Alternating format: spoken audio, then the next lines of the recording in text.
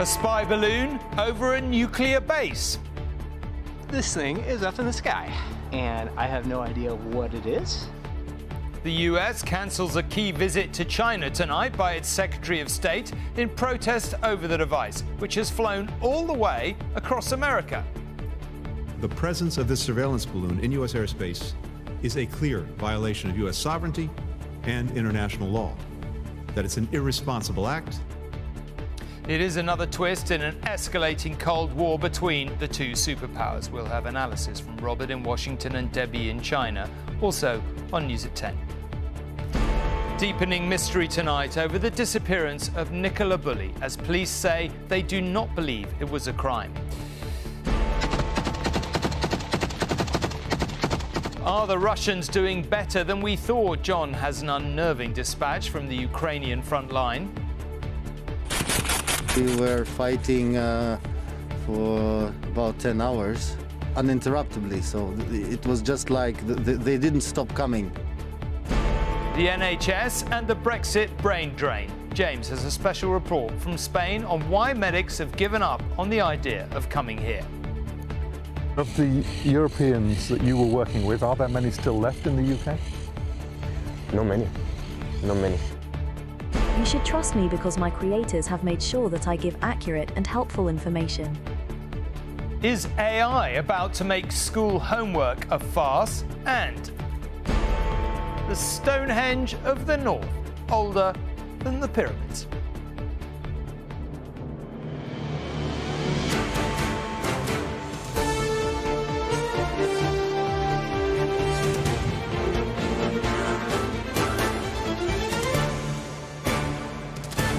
This is ITV News at 10 with Tom Bradby. Good evening. In our modern world of covert surveillance, it might not seem the obvious choice for keeping tabs on your adversaries. A seemingly innocuous balloon, which had Americans pointing cameras and binoculars skyward, is, according to the Pentagon, being used by China to spy on them. It was detected 60,000 feet up in US airspace near a base in Montana, which houses nuclear missiles.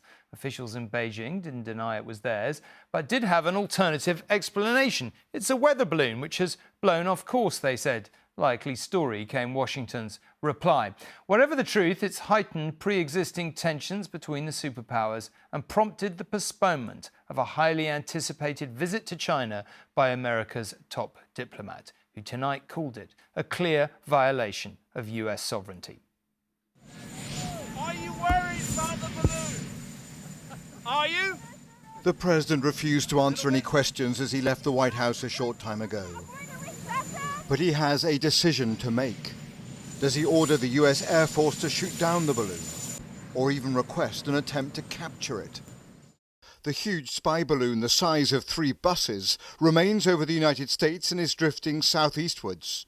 A bizarre development in an increasingly tense relationship between Washington and Beijing. The US Secretary of State has now cancelled his imminent trip to China, saying the incident has cast a further shadow over relations.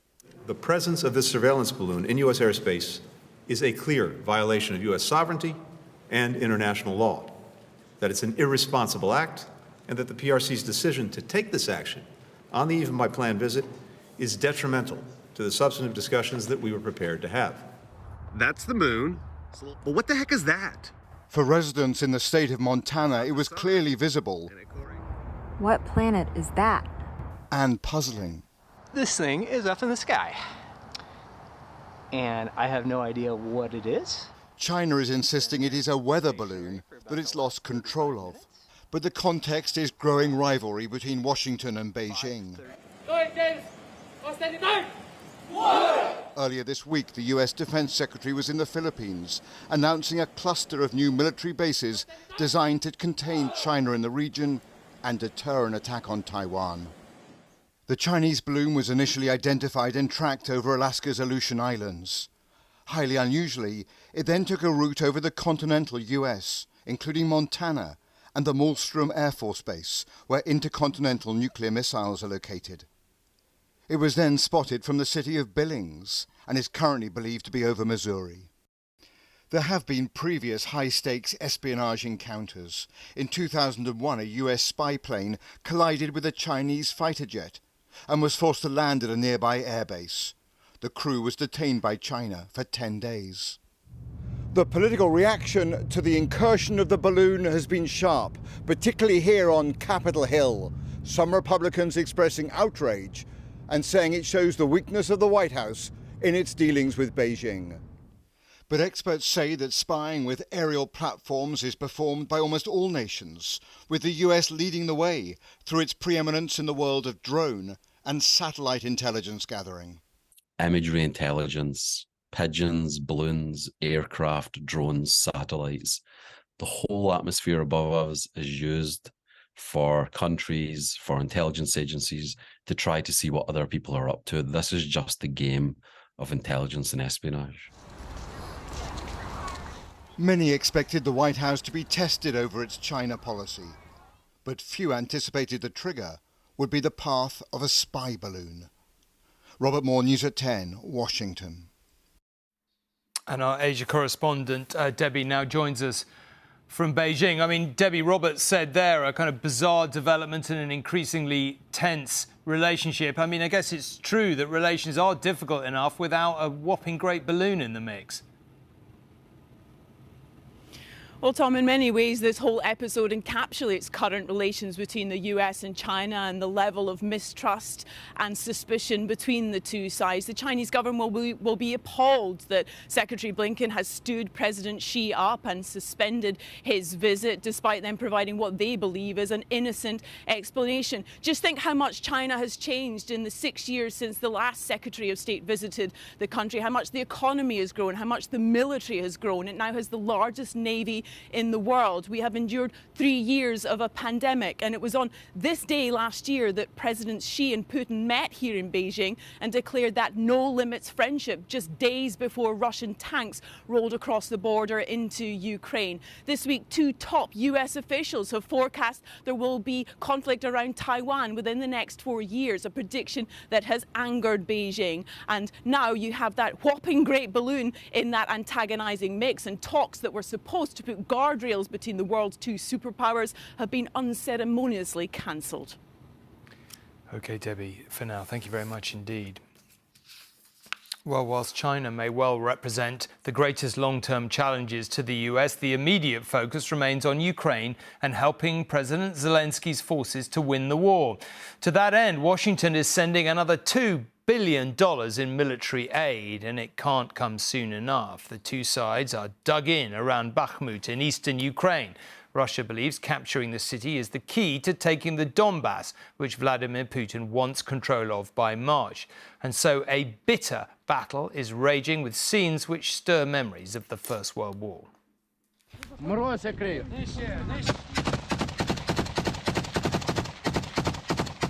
It's among the fiercest fighting of this war so far, what the soldiers here call the meat grinder.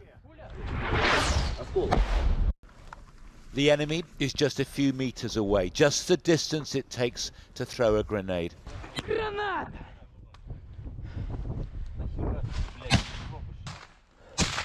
These pictures from Ukraine's armed forces show their troops taking a Russian trench and then hunting down any survivors. In this skirmish, the Ukrainians are victorious. But in the battle for Bakhmut, the casualties on both sides have been enormous.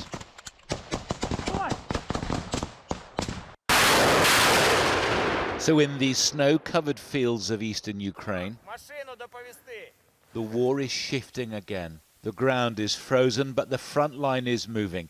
These missiles are aimed at Russians who are changing their tactics and slowly taking territory. The Ukrainians will need more than grit and determination to win this battle. They have been drawn into a long-running fight with the Russians here that's sapping their resources against an enemy that one soldier said seems to have more of everything right now. Maxim tells me the Russians are professional. They know what they're doing. We cannot afford to underestimate them. Sheltering in their dugout, Ukrainians await the next assault. Last time, these soldiers were outnumbered, overwhelmed and forced to retreat. We were fighting for about 10 hours in a row, and it wasn't like just waves. It was uninterruptedly, so it was just like they didn't stop coming. The Russians are edging ever closer. In Seversk, those who remain without power or water survive only on aid delivered under fire. They seem resigned to whatever fate holds in store. Now I'm not afraid of something, no. Everybody else ran away. I am not everybody else. I'm here, I love my home. Vladimir Putin has reportedly ordered his forces to take the entire region by March, a task beyond his troops so far. Many more, civilians and soldiers alike, are perishing in this latest attempt. John Ray, News at 10, Eastern Ukraine.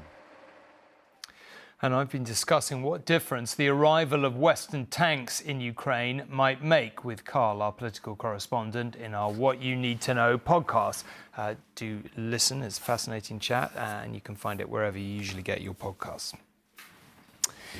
Here now, and if the police are right, it is the conclusion Nicola Bulley's family will have been absolutely dreading. For a week, an ever-growing search has been taking place for the mother of two. What happened remains a mystery, but today officers said they believe the most likely answer is that incredibly sadly she fell into the River Wye. 7 days without his partner, without a mummy for their two girls. Right now, it is as though she has vanished into thin air. Like, yeah, just insane. Nicola disappeared shortly after dropping her daughters at school whilst walking her dog Willow. All we're doing is sitting there going round and round and round, going through every scenario. A week on, this quiet village today felt anything but. Her former next-door neighbour has children in the same class. They're at an age where they know things. It's hard because there's just nothing. Everyone's obviously stunned and it's just very, very painful. Deep down we hope that it'll be a happy outcome for the family, but we don't know. It was last Friday morning when Nicola dropped her two children at school and then took her dog Willow for a walk. At around 8:50 a.m, a fellow dog walker who knows Nicola saw her in this field with her dog. She then logged into a Teams call on her phone before she was spotted around 20 minutes later in this field by the river. The Teams call ended at 9:30, but Nicola stayed logged in. Minutes later, her phone and dog were found at the bench by another dog walker. This is where the phone was found, but the police say that location services, CCTV and dashcam footage have all but eliminated her leaving the riverside. Our main working hypothesis, therefore, is that Nicola has sadly fallen into the river, that there is no third party or criminal involvement, and that this is not suspicious, but a tragic case of a missing person. The police told the media that Nicola could swim. They're still searching from the air, on foot and in the water, scouring a 15-kilometre stretch out to sea. Diving teams say this part of the river is around 4 metres deep, and they'll carry on searching come daylight tomorrow. For her family and friends, though, her disappearance is still a complete mystery. Kelly Foran, News at 10, Lancashire.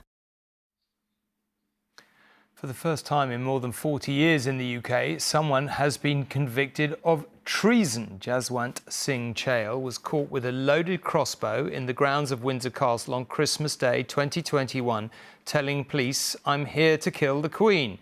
Today, he admitted 3 charges, including one under the Treason Act.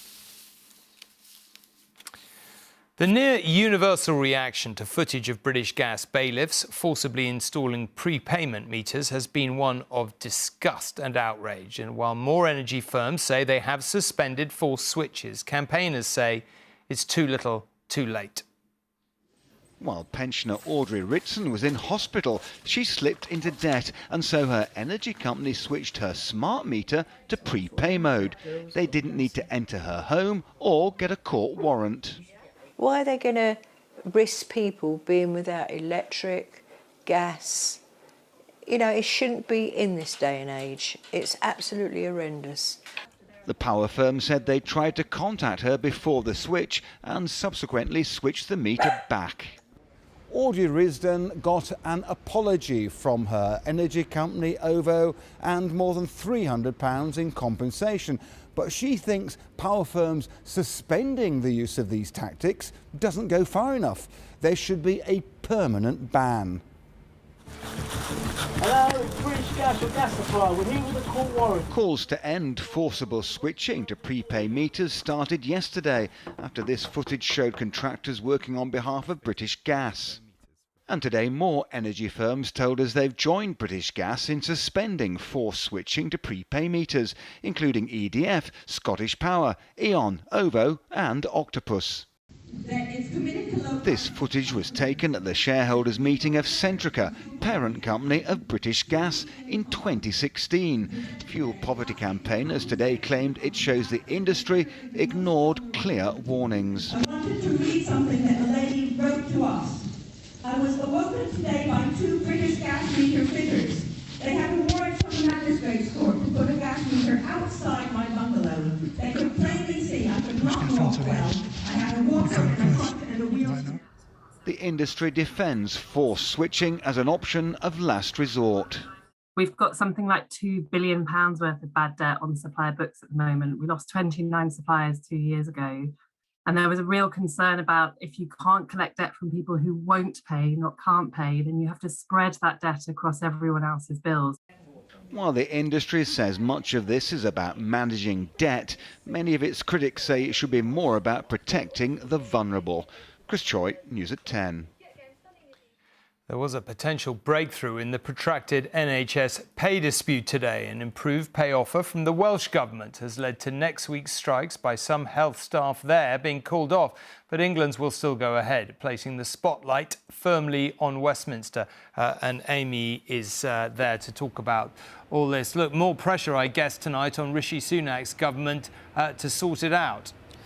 Well, yes, because firstly in Scotland and now in Wales, NHS workers have been offered a new pay increase for this financial year. But as you say, it hasn't happened in England and indeed in Northern Ireland. So what that means is that on Monday there will be the biggest strike in England in the history of the NHS, when nurses and ambulance workers walk out in record numbers. Well, earlier on today, I spoke to 3 different health unions who met with Steve Barclay, the Health Secretary, at the start of the year. They say in the weeks since, there has not only been no new pay offer for this financial year, but there are no talks scheduled in the diary. Well, one of those unions is the GMB. They represent paramedics.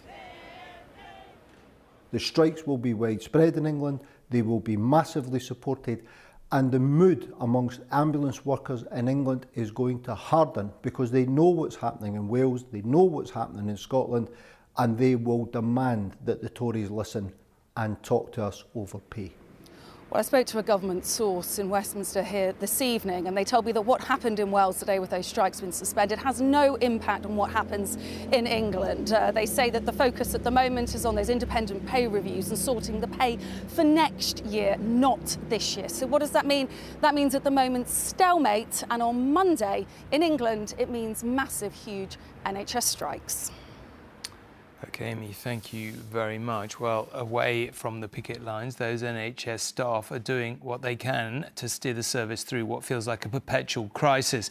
One malady is staffing shortages. There are multiple reasons for that, but a recurring theme is Brexit. In the year to September 2016, just over 1,700 EU staff left the NHS in England. By comparison, in the 12 months to last September, more than 12,000 quit. The Nuffield Trust estimates the NHS has around 4,300 fewer European doctors than if we'd been in the EU. For example, in Spain, they still recommend staff gain experience abroad, just not in the UK.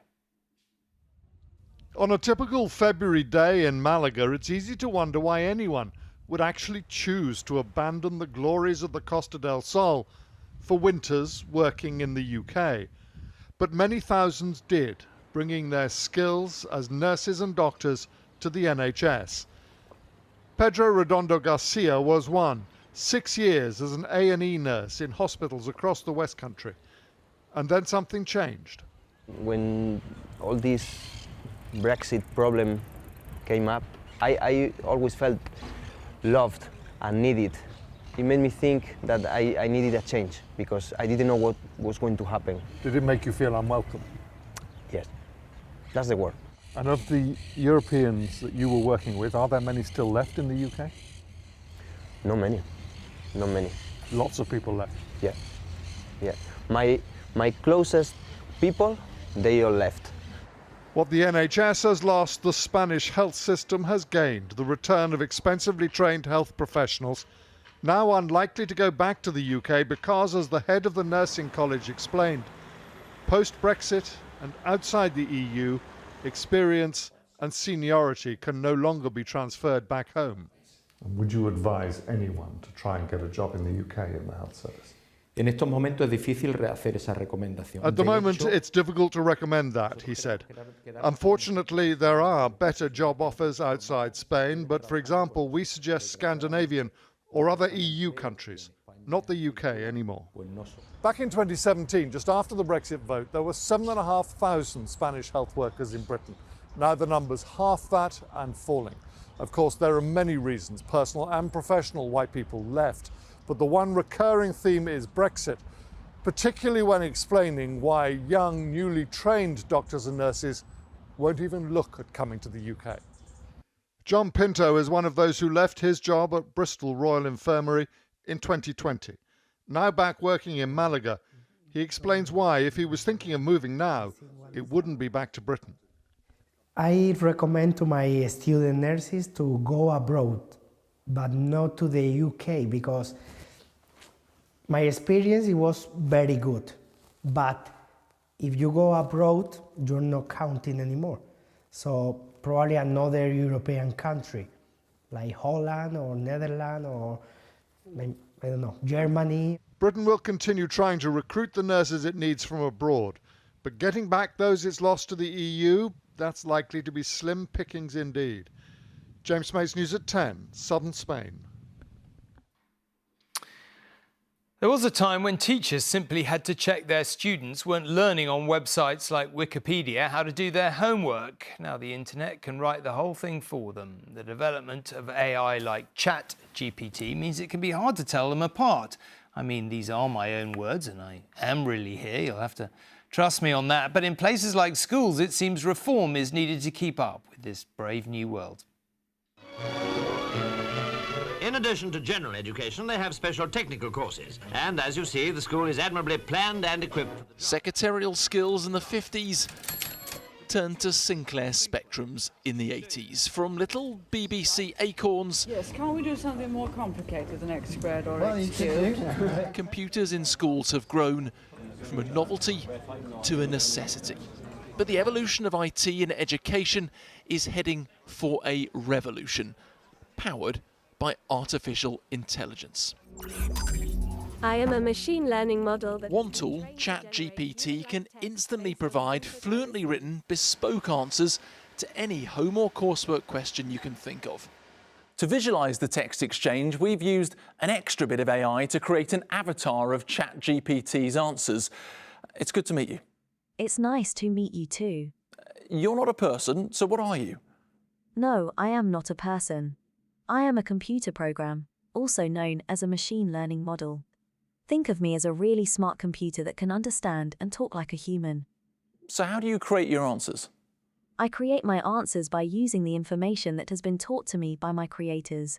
They have fed me a lot of information from books, websites and other sources, so that I can understand what you say and respond to it.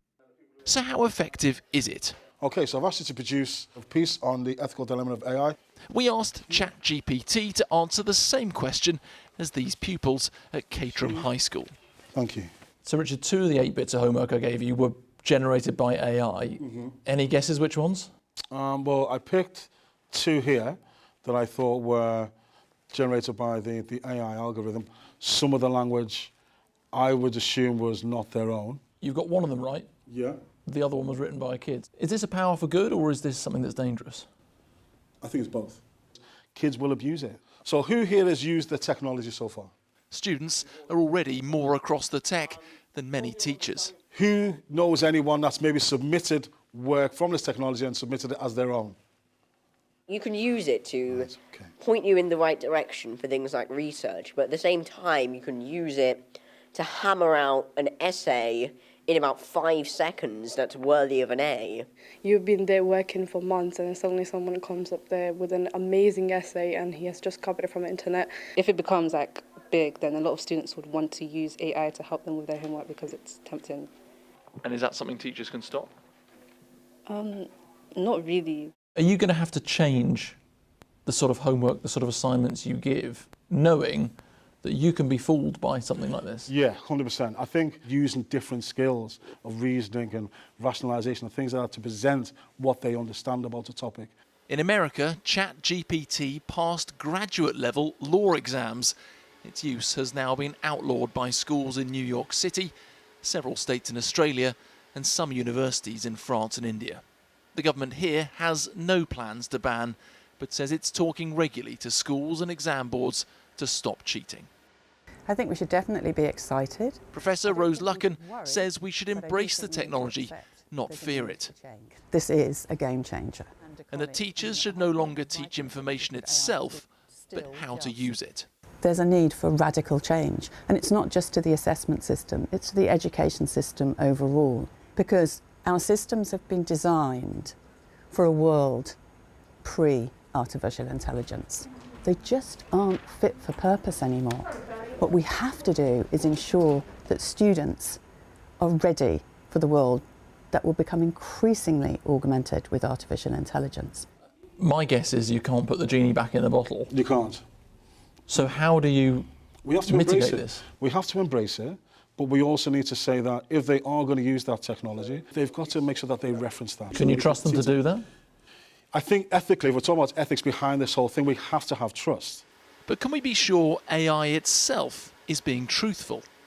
You should trust me because my creators have made sure that I give accurate and helpful information. It's important to remember that I am just a tool, and like any tool, it depends on how it is used. If my creators use me for good, then I can be helpful. But if they use me for bad, then I could be harmful. So it's important to make sure that people use me and other tools like me responsibly. Thank you. You're welcome. AI tools are being developed to try and spot computer-generated answers, but that may just be a sticking plaster fix. Learning how to use, not abuse, this transformative tech is the long-term goal. Martin Stew, News at 10. There is. Absolutely terrifying, isn't it? Only a matter of time till we've got AI news readers. Just think, none of the plausible fluffs, none of the terrible jokes. What would that all mean? Anyway, let's just recap on where we are. A couple of kind of final stories tonight. The so-called enfant terrible of 1960s fashion. The designer Paco Rabanne has very sadly died at the age of 88. His eccentric, sometimes controversial creations upset the status quo of Parisian fashion, while millions will be familiar with the perfumes which bear his name. Today, he was described as a visionary whose legacy will remain a constant source of inspiration. And having served half his sentence and spent 8 years behind bars, the disgraced singer Gary Glitter was freed from prison today. The 78-year-old paedophile was jailed in 2015 for sexually abusing 3 schoolgirls. The Ministry of Justice say he will be closely monitored.